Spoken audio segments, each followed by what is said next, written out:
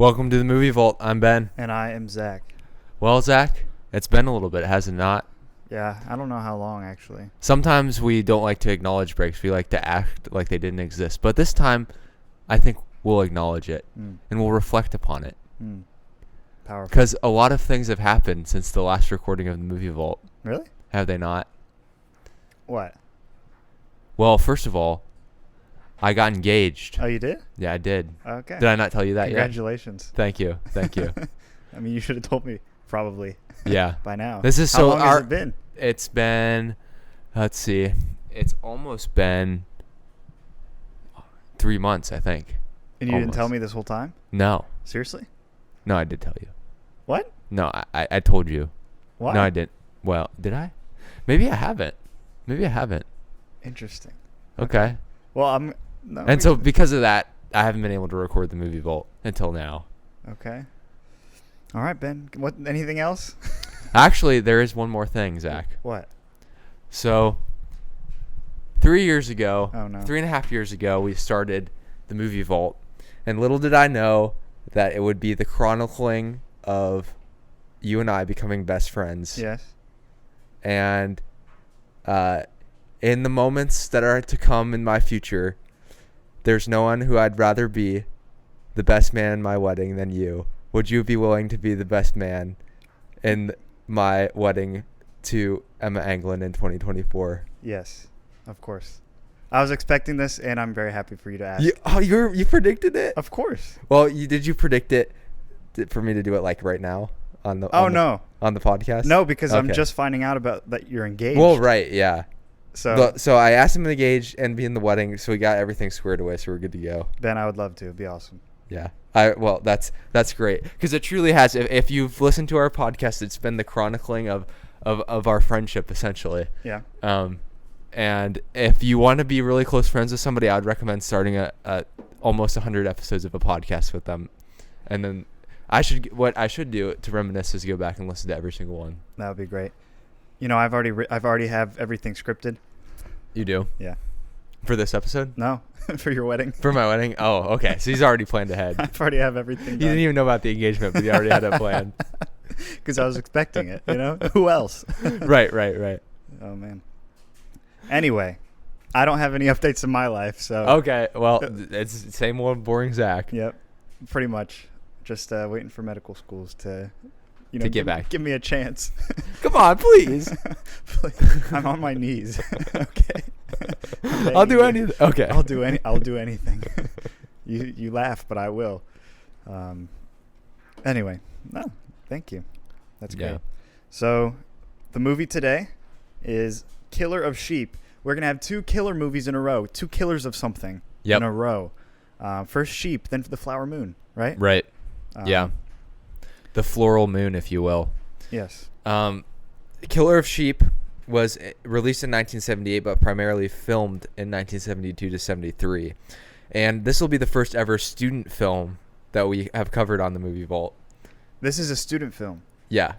Wow, I missed that. How did I miss that? Did you not miss? Did you miss that? I must have. It's it was originally submitted, so maybe I think it might have been re-released by Burnett to the UCLA School of Film as his Master of Fine Arts thesis in 1977. I know he submitted it to UCLA. I didn't know that was in the school. Yeah, that's his. Interesting. He was in film school, and this was his thesis. Although I did see that it maybe won some awards, so it might have gotten submitted to like film festivals and stuff as well, because it said it won the Critics Award at the Berlin Film Festival and stuff at the Toronto International Film Festival. Oh, okay, this is interesting. This movie actually didn't get a wide release because of the music rights. So the soundtrack actually prevented it from really getting a big release, and it didn't really get much attention for the next 30 years until they were able to I don't know. Somebody took it and That's released interesting. it at that I'm point. glad they kept everything together because Yeah. the soundtrack really does. It's important for the whole. Well, and if you think about it, it kind of makes sense because considering what we'll talk about with this film, and that it was submitted as a student film, he wasn't necessarily thinking this is going to be a movie that needs to be sent to a widespread audience. So as far as copyrights, it might not have been at the forefront of Charles Burnett's mind when he was creating the film. But yeah, that's great. I know that it's since then been placed in many beautiful places where films should go, where beautiful films should go specifically, as such as the Library of Congress, which doesn't always, by the way, have great films in there. Okay, I'm just saying the Library of Congress isn't the standard. Okay, it's really not. It's not. Okay, if Encanto goes in there, it's over. I'm not. What, Encanto's going to the Library? I don't know. I'm just saying. Yeah, it shouldn't, but it may. I mean, it could happen. You're right. But it was one of the first 50 in the National Film Registry, and the National Society of Film Critics selected it as one of the 100 essential films of all time. Wow, which is interesting. That is interesting. That's a big, for a really short. I mean, this movie's 80 minutes. Yeah, 80 minutes. It's a really short film. Pretty, I know it's a coherent theme, but incoherent plot. I'd say. Yeah, it's not. There's no arcs or plots to this movie. That's kind of what it said. Like when I was reading Wikipedia article, it was like, yeah, there is no consistent, like, they're like essentially little vignettes, but they're not like vignettes in the sense of like the Coen Brothers Ballad of Buster Scruggs, where it's like there's this vignette and then there's this vignette. Yeah, they're like in the same world, but they're like loosely attached to each other. Yeah, and it's strange. It really just kind of shows the impact this film has made on cinema and on society as a whole. I had heard of this film many times. Had you heard of it before? I had not. I pitched actually, it I had not for heard us of this to do. movie. Yeah, I mean, it is kind of an emotional movie when you watch it. Yes. There are some scenes in particular where I caught myself like not able to like understand what was going on, because I was like, wow, this is a powerful scene, and especially some of the deep things between Stan and his wife. I forget. Yes. Yeah. Those are some really powerful things, and then just showing different glimpses into different areas of different people's lives within this neighborhood of Watts in Los Angeles. Yeah, I mean, you can somehow you don't need a plot to feel power. That's the thing about a film. Yeah, you don't have to be part of. Yeah, you don't have to have main characters or anything like any structure to understand what's going on in the themes. It can be just as sad. So we'll see. We'll see kind of where this goes. But do you have a short synopsis of this film? I do have a short synopsis. Perfect. So it says, in Watts, an urban and mostly African-American section of Los Angeles, Stan, played by Henry Gale Sanders, spends his life toiling away at a local slaughterhouse. His macabre profession steps into his personal life as he struggles to keep his family afloat and content. Other life situations also prove to be difficult, since it seems that dark intentions lurk within the people he meets outside his family. The layers of stress cause Stan to question whether a better quality of life is possible. That's actually an interesting way to frame it. Yeah. Because I'm not sure I would have been able to summarize it that well if I tried to summarize it on my own. Yeah. It's interesting because the film offers no solutions. No. The film just kind of presents it in a bleak and subtle way to show that this is just what it is. There's nothing you can do.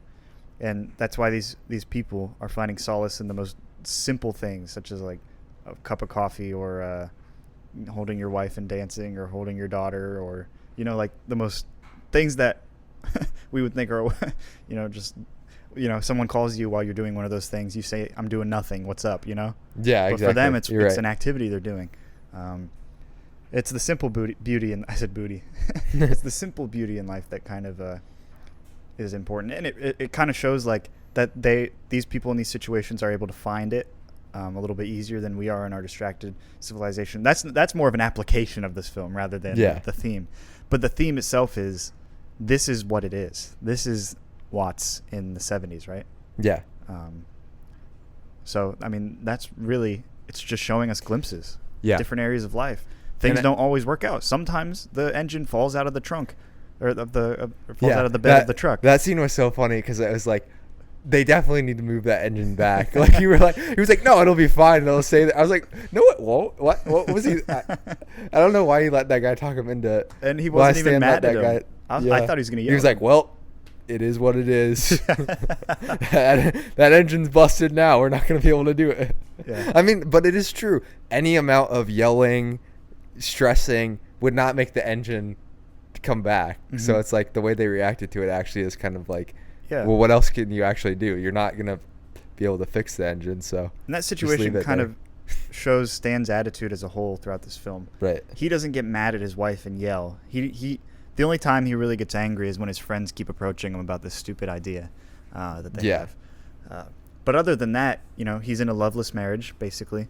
He's, he's at a dead-end job that he doesn't really like his job because he was looking at different places, but he didn't want to get shot up in that store that woman said she'd hire him at.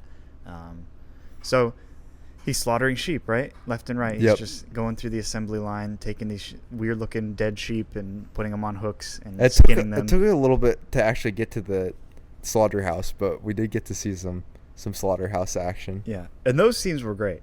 Just watching and seeing how it's done, that's pretty interesting. Yeah. But it just showed the ins and outs of this guy's life. Like, he's not happy anywhere. He's got maybe a couple friends that he might enjoy spending time with, but when he comes home, he's not there. When he's home, he's not home. So another thing I thought was pretty interesting was just the interactions between all these people in the neighborhoods. They, deep down have respect for each other, but they're constantly arguing. They're constantly fighting, these friends, and especially the kids, just how cruel some of these kids are to each other. Oh, yeah. Just showing these kids are placed in this situation and they're hurting each other. There was that one scene where they were like on the roof and they were like throwing rocks at each other, and there's the one kid who like gets hit in the head, and I think the end of the scene is him just like kind of like laying down and just like look, and he's like left all alone, and it's like he's hurting, and that's like the end of the scene. There's no like anybody coming to comfort him or anything. No, it's like the kids can be very cruel. Or there's like multiple scenes of people like stealing things. There's the one scene where they're like riding a bike and then they like wreck it in front of the car and they just start running away. Like, I was like, I don't even know what they did that they have to sprint away from that. I guess they almost caused an accident. I don't know. But there's a lot of interesting scenes in that regard. Yeah, and I think of the one where they're just playing in this industrial park, pretty much. This broken down building in the middle of the rubble. And they're just, they have like the shield and they're like going after each other. They're throwing the rocks and dirt still. And this guy gets all this dirt in his eyes and they're like, don't hurt him. Stop hurting him. And then they just beat that guy up, and they just, it was just, yeah. I mean, these kids, I mean, that's just how they play. I mean, that's kind of, it's presenting that as a normal thing for them. But it just shows just how, I don't know. How different, I want to use the word different for now, and we can get into what different means, but how different those neighborhoods were, and some of them still are today.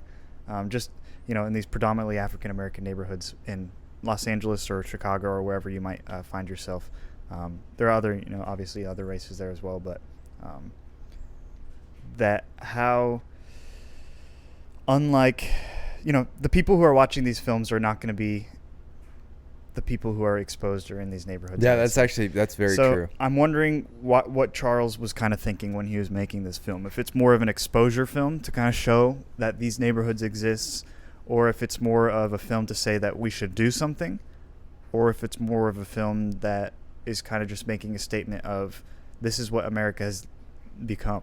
I have kind of an answer for that. Go for it. So I watched a brief interview with Charles Burnett, and when he was talking about the film, he said he noticed that there was a lot of movies that, and you have to keep in mind, he was going to UCLA film school. So from what I know, UCLA and USC are pretty prestigious film schools, and it makes sense because they're in LA, which is like where filmmaking is kind of centered at. And I think he grew up in neighborhood. I don't know if he grew up in Watts, but he grew up in neighborhoods like Watts that were impoverished.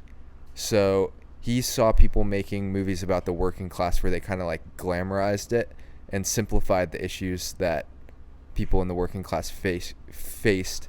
So he said he wanted to make a film that reflected, that didn't let's see if I wrote this down right.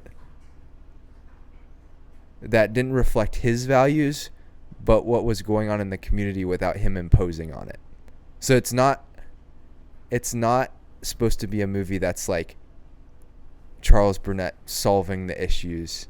It's like supposed to be as much of a hands-off portrayal of what living life in a community like this is actually like, which seems like it'd be fairly difficult to pull off in terms of like, acting, but the only way you can do it, I think, is if you grew up in an environment like this. And he said he went on to say, if I can remember correctly, that he realized that he can only really show his experience, so it may not be representative of the entire community, like, purely, but as best as he can.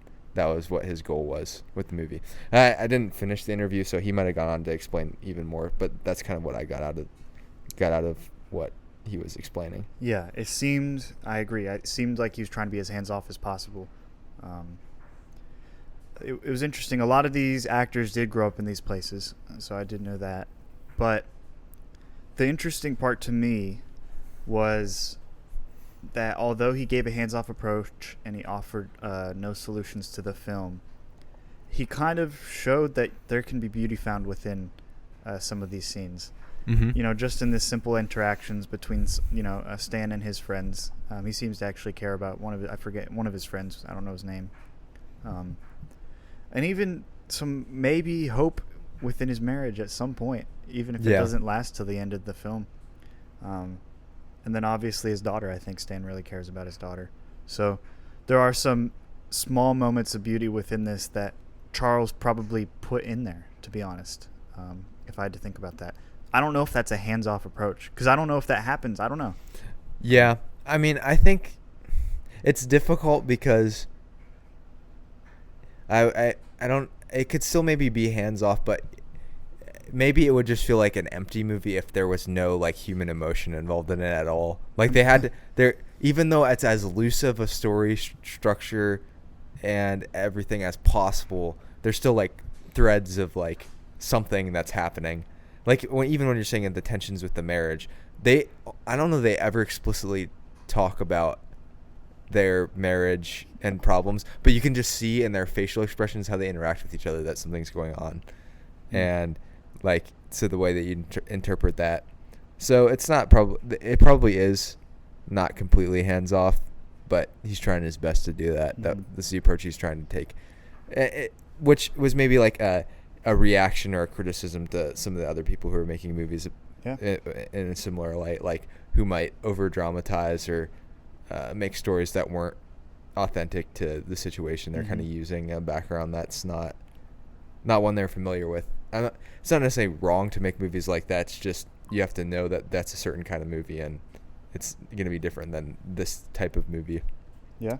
And I think moving into nowadays, there's probably is a decent amount of movies that you can think of that aren't as incoherent in terms of plot as this movie, but are, like, filmed in this, like, realist kind of present people as, like, show people in, like, tough moments that seem relatively realistic to what people have to face in their day-to-day lives. Like, think of, like, some A24 movies like that, or stuff like that. I think Roger Ebert says it pretty well. He says, Burnett regards their faces, lives, children, friends, and neighbors in a loosely strung together series of episodes that don't add up too much, while somehow they add up to everything. So it is interesting. Ebert also said he, instead of making larger statements about these characters, he's kind of choosing to show them engaged in their daily routines and striving to succeed, and then also failing, which kind of makes up life. And this is all, as Ebert says, because of poverty and little freedom of choice that they have, which leads you into the title. Kind of the title of this film, "The Killer of Sheep." I mean, I think it's pretty straightforward. I'm pretty sure it's saying that these African American families are the sheep, and the killer is just the system that is set up in these to even make these neighborhoods exist. And the internet consensus was pretty similar, which isn't surprising, that this film, it is surprising that this film kind of came out in, 1978? And that there was a film like this in 1978, kind of highlighting these aspects of these neighborhoods. Right. I think looking back at his influences, or what he's described to who he's described to be influenced by, he said that he was influenced by Jean Renoir, Basil Wright, and Federico Fellini. I've not seen anything by Basil Wright because he is a documentary filmmaker, which kind of makes sense that he was influenced by somebody who's like a documentary filmmaker, because in some senses you're like, this is like a a fake documentary before that was even like a thing that people did. Parks and Rec. Yeah, but Renoir, I've seen one movie from. It was like a movie about World War I, and Fellini, of course, 8.5. I've seen in maybe one of his other movies, and he's known for being a little bit more surreal, which isn't exactly what Burnett's doing here. I think the Italian neo-realists are the people that he's really like compared to from like the 40s, like Robert Rossellini. Have not gotten to the point where I've seen anything by them, but you'll have to explain for the common folk what that is. So neorealism, from what I can tell, is a movement in Italian filmmaking that was like, it was really about just like grounding films in reality. So I mean, even it started in Italy. Even A Man Escaped is kind of like a neo-realist movie, and so is that it's not Italian neo-realist. Yeah. It came after that, but okay. Like the purity of film making to feel like it doesn't have to be this fantastical thing. It's like can be an actual story about something that could actually happen in someone's life, as close as we could possibly make it. Like you obviously have to say, if you're making something fiction, it's never gonna actually live up to real life, especially as soon as you start adding narrative structures to it. Definitely. But closer to it, and I think that hadn't really been seen in the U.S. much until 70s. I also think, Ben, over the course of our podcast, it's been interesting. I have begun to appreciate ambiguity. Okay, I used to like clear-cut films, but ambiguity is kind of, because ambiguity doesn't mean that there isn't an answer. It just means that the director doesn't say the answer, even if there is one. Right. What I got sick of is when there isn't an answer and the director leaves it at that. When, like, in life, you won't be able to find one. But in this, I mean, the scenes are, you what did Roger Ebert say? He says, it's nothing, but it's also everything. You get everything from this film. Yeah. And it amounts to that, because you feel that these people are stuck in this situation. They're not happy, and they're being, the word is that this film would probably point toward is oppression or something like that. And it's something that shows that these people are forced into these scenarios. It's not their choice. He gave, and I think that Ebert kind of got this film a little correct, as usual, because Charles Burnett kind of gives many scenarios where these characters don't necessarily have a choice to make. They're kind of just going about doing whatever. Even the one choice Stan is given is an offer to this one job, and he says he won't do it because he doesn't want to die. That's not a choice, okay? That's not a choice. So I'm tempted to read into this film a little bit more, but I also want to leave it a little ambiguous as well, because I think, although Ebert is correct in his assessment of what this film is, I think Charles Burnett is really not giving an answer like Ebert's giving an answer. I think it's more of showing that this exists and not presenting an answer, because Charles isn't pretentious enough to do that. Yeah. I think so. I think he maybe has his own ideas in his personal life as far as like what should be done, but he even talked about going back and living in those areas after he went to film school, I think is what he said in the interview. And he said he kind of realized like the way he thought about things and the direction of his life wasn't similar to. So even though he came from the background, he had kind of became a person who was different from those people. I don't know how his journey took him to the point where he got to UCLA to begin with. You'd have to think he overcame a few obstacles to get there. But Charles also knew, like he lived in these places, like this. So he's also he knows these solutions. He knows like there has to be changes in government. There has to be changes here and this like that.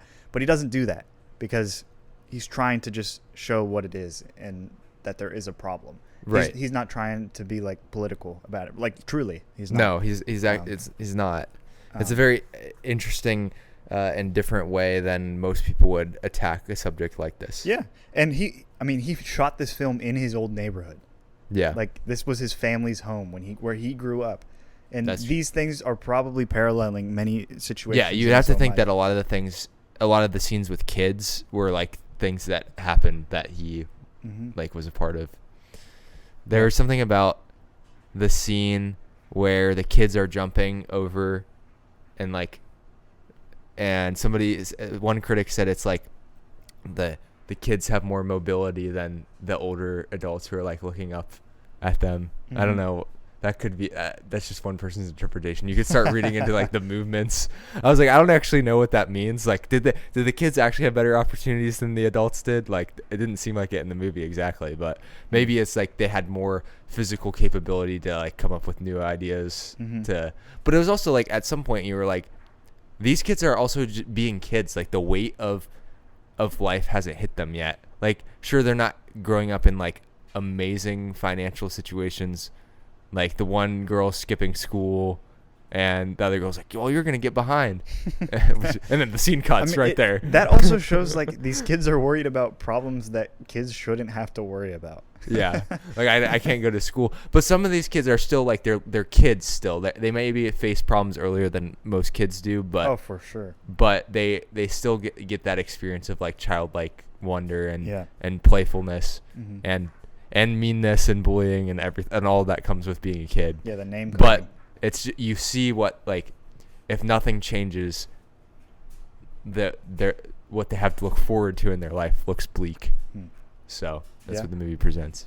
One of the most interesting things about this film was its budget. Less than $10,000, mostly grant money from UCLA. And that's what I just want to say. Nobody has any excuse. This is a Reservoir Dogs type of film. Yeah, and now of course Charles Burnett seems like a brilliant guy, so he obviously knew what he was doing. It helps that he had got schooling, so he knew how to work with $10,000, which would $38,000 in current, which sounds like a little bit more than in current, really. If you count for inflation. Sure, but that's still not a lot of money for a film. But yeah, and it worked out well because the actors are not actors; they're really his friends and family in that neighborhood. So. That's crazy. Well, that they said, I didn't realize John Cassavetes was another guy from the 70s who's known for like using people who are like just regular people and turning them into actors. And it can work very well for movies like this if you can figure out how to coach people to do it. Because obviously, as soon as you put a camera on someone, they start acting differently. It's hard to get them to be like, don't just act like you're act in real life. Yeah. I just looked up Italian neorealist films. The Bicycle Thief, which is one that I really want to watch. That's a famous one. Yeah. And then, anyway. But Burnett kind of went on to make a few other films, didn't he? I think he did, yeah. So this kind of was a springboard for his future films. He did, actually, before we get into that, maybe we should talk about the film itself, and then maybe its influences and future things. There were a couple scenes I wanted to talk about. Particularly, there was a scene where Stan and his wife are trying, they're trying, and they're in this living room and they're dancing to this music, and it's like a 2-minute scene, and they just keep dancing and dancing, and you can just see Stan's face. He's not even making eye contact. He's not even looking or paying attention. He doesn't know she's there, right? To him, she's nothing at that point. And for her, he is all she has besides her daughter. And she is really, really trying. She puts on the makeup when he comes home. She has dinner ready. She's like trying to look her best and doing everything she can and get everything ready for him. And he comes home and just doesn't talk to her. And then this dance scene happens later on in the film. And he just walks away and she just starts crying by the window. And it's one of the most sad scenes. That scene, it was heartbreaking. Yeah. It was interesting. Just Stan, I don't know. I know Stan, the character of Stan, we're not supposed to look at him as a character. We're supposed to look at him as a person, right? Instead of a character. That's what Charles is going for. But Stan what's going on with him? Yeah. What's going on, Stan? I actually couldn't figure it out because I guess normally, like in this relationship, it's clear that like it's one-sided and it's the wife who wants Stan, and Stan is like just being, but you can't. There's nothing to key you into why. Whether it's just like all the stress in his life is making him like a ghost. That's sort of how some people describe it. Like he's or how that one plot description that I use is like all the layers of stress. But like if his family is one of the things he cares about and is causing his stress, it seems like it doesn't make sense that he's not like leaning into like trying to love his wife. It's a little strange, but I've also never been in that circumstance where I'm I'm slaughtering sheep for my job, and No, yeah. I thought you were about to say in a loveless marriage. I was like, well, hopefully I've not married yet, and hopefully I won't be in a loveless marriage. But yeah, it is tough. And poor daughter. I'm just curious. I mean, all these parts. I mean, if they parallel Burnett's life, you know.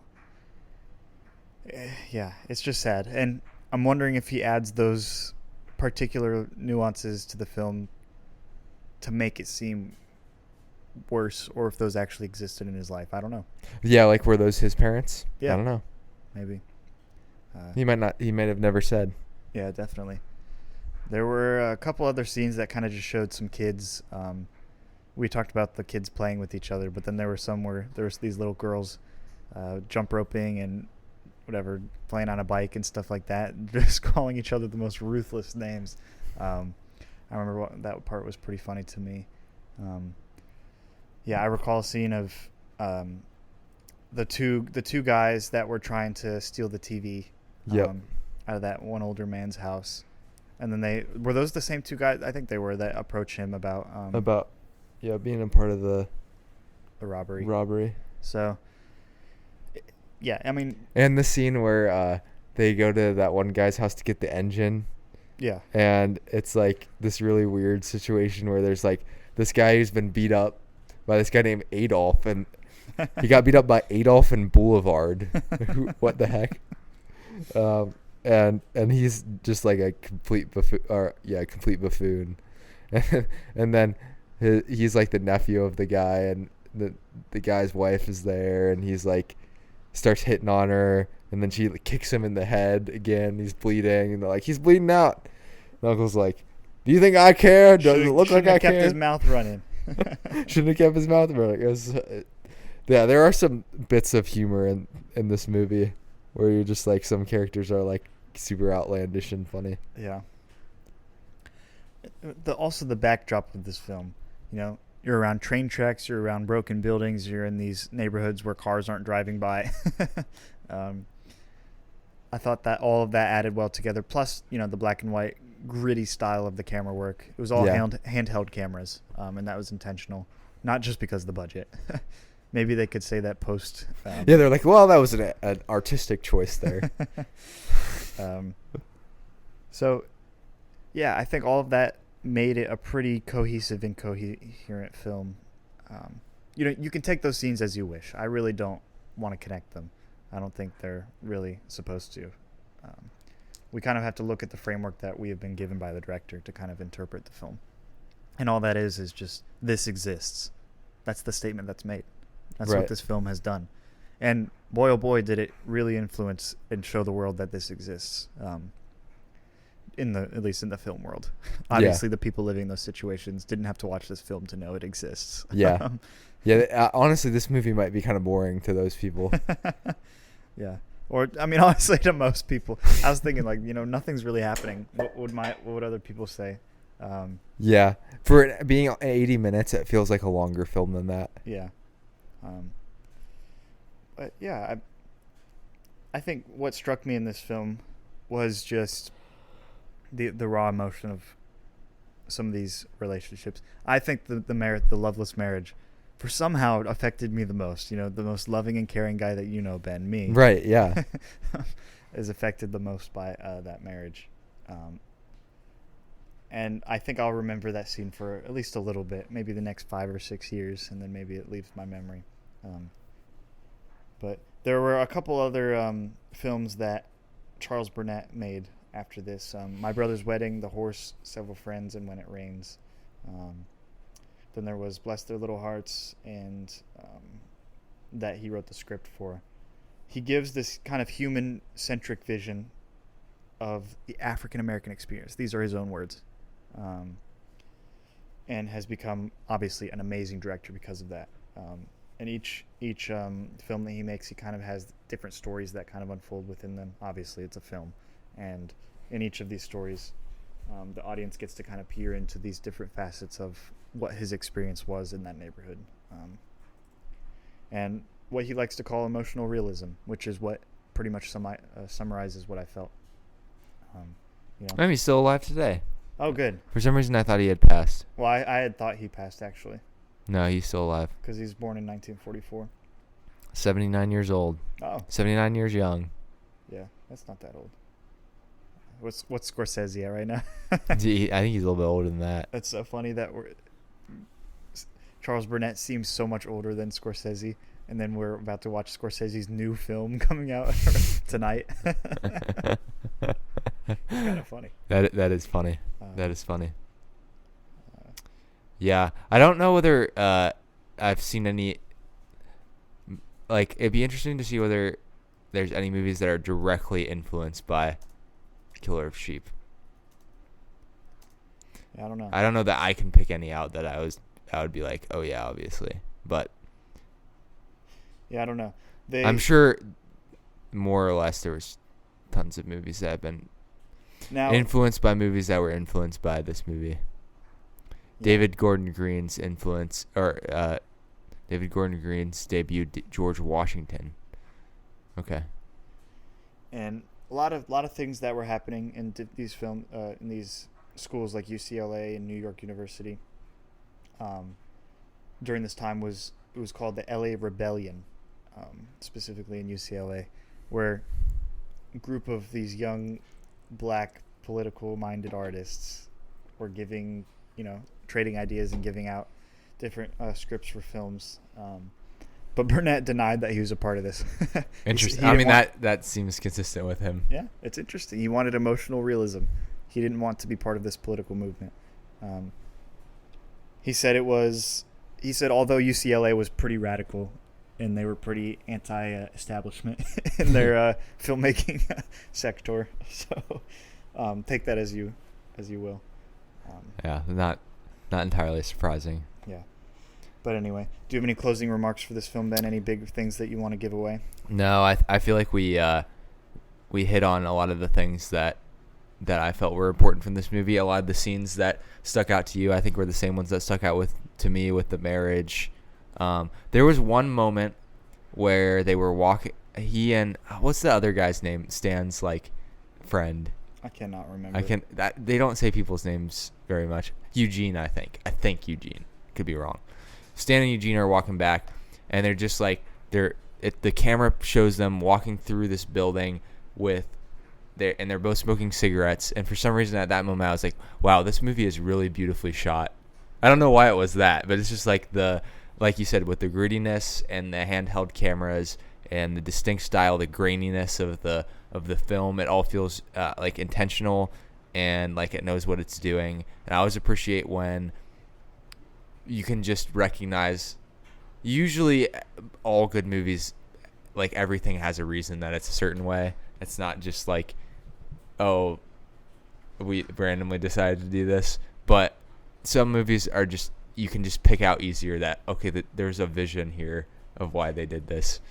And I think Killer of Sheep, for being such a abstract movie, has kind of a clear vision of what it wants to do. So that's kind of the paradox of Killer of Sheep.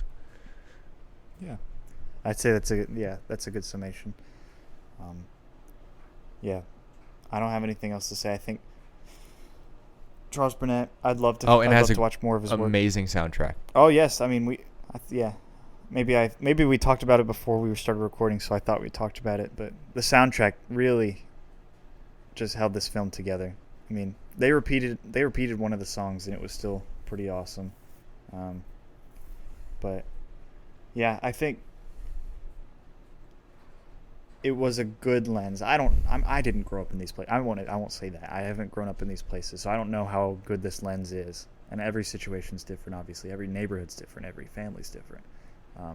But if Charles Burnett is showing what it was like for him to live in these neighborhoods, then, if he's trying to be as emotionally realistic as he can, then it sounded tough. It really did. Yeah. So I'm glad I watched this film, just to kind of think upon these things.